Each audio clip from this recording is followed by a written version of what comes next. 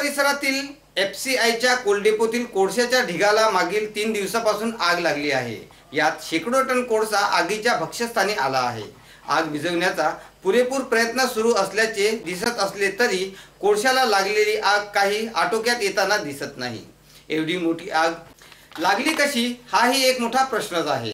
या आगीमुळे प्रदूषणात मोठी वाढ झाली आहे। जवळच असलेल्या कोल डेपो आणि पेट्रोल पंप आहे, त्यामुळे आग आटोक्यात आणणे गरजेचे झाले आहे। मार्च एंडिंगला कोळशाला आग लागणे हाही एक मोठा प्रश्नच आहे। त्यामुळे या आगीची चौकशी व्हावी, जेणेकरून यातील सत्य बाहेर येऊ शकेल।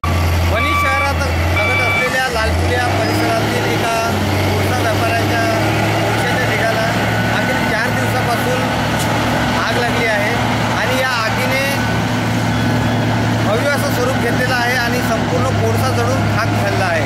आपण चित्रीकरणात पाहू शकता की हे जे कोळशानं भरलेला ढिगा जो पूर्ण जळलेला आहे आणि त्यावर आता टँकर्सने आणि अग्निशमन दलाच्या माध्यमातून मोठ्या प्रमाणात पाण्याचा मारा केलेला जात आहे आणि शिल्लक राहिलेला कोळसा वाचवण्याचा प्रयत्न केला जात आहे। ही आग मागील 4 दिवसापासून लागली असून आटोकाट प्रयत्नानंतरही आग विझवण्यात अजूनही यश आलेले नाही। कॅमेरा पर्सन आकाश दुबेसह संदीप देसरकर, वणी न्यूज।